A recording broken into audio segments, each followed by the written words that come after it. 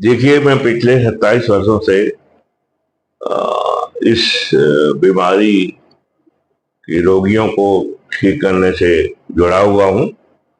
सन 98 में मैंने राष्ट्रीय क्षय रोग संस्थान बेंगलोर से विशेष प्रशिक्षण 3 माह का लिया था और जिले का सर्वप्रथम जिला बनने के बाद जिला टीबी अधिकारी पूर्ण रूपेण प्रशिक्षित मैं ही था और आज इसके बाद कोई हुआ ही नहीं है।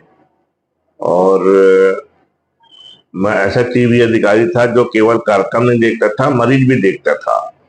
इसके कारण मैंने जो 500 के पंजीयन को बढ़ा के 500 प्रतिवर्ष किया और 14 सालों में मैंने 60,000 लोगों को लगभग 5,000 प्रतिवर्ष के हिसाब से बढ़ा के 60,000 तक लेके आया और 40,000 करीब मैं निजी तौर पे पिछले 27 सालों में मरीज देख चुका हूँ। लगभग 1 लाख मरीज से ऊपर में देखने का अनुभव है और यह बीमारी जो है लाइलाज नहीं है। यदि व्यक्ति पूर्ण उपचार ले, प्रथम बार मालूम चलने पर 6 महीने का लगातार ले, तो ऐसा कोई कारण नहीं है कि वो ठीक ना हो।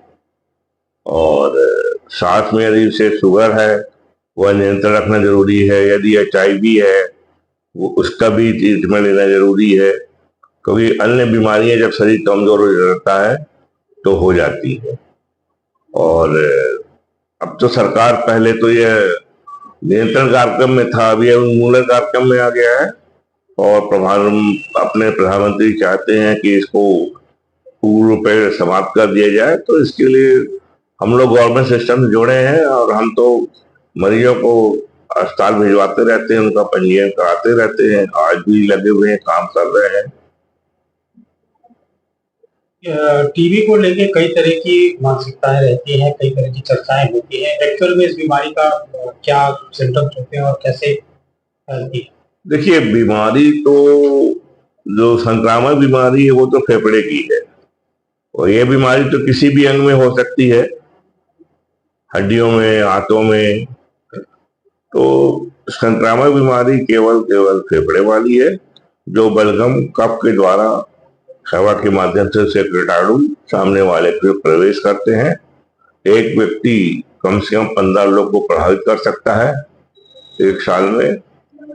तो इसलिए बलगम की जांच पर जोर दिया गया है और उसको ही नियंत्रण करना है, उसका उन्मूलन करना है धीरे धीरे।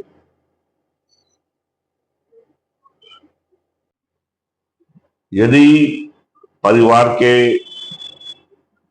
अन्य सदस्य जो संक्रामक रोगी के साथ रहते हैं, उनको बीमारी होने खतरा रहता है, उनके लिए गवर्नमेंट सिस्टम में एक गोली आइसोनेक्स है जो प्रत्येक को सेवन कराई जाती है और यदि कोई लक्षण आते हैं तो उनकी जांच करा के उनको भी उपचार दिया जाता है। पहचान कैसे की जाए टीबी है या नहीं? पहचान के इसके 4 प्रमुख लक्षण हैं। टीबी कहीं भी हो, वजन कम होना, भूख कम होना, जिस अंग की टीबी होगी वहां का लक्षण होना, यदि फेफड़े की है तो खांसी होगी, हल्का बुखार शाम को आएगा। ये 4 प्रमुख लक्षण हैं: वजन कम होना, भूख कम होना, खांसी आना, हल्का शाम को बुखार आना। यदि ये होता है तो आप जांच कराएं।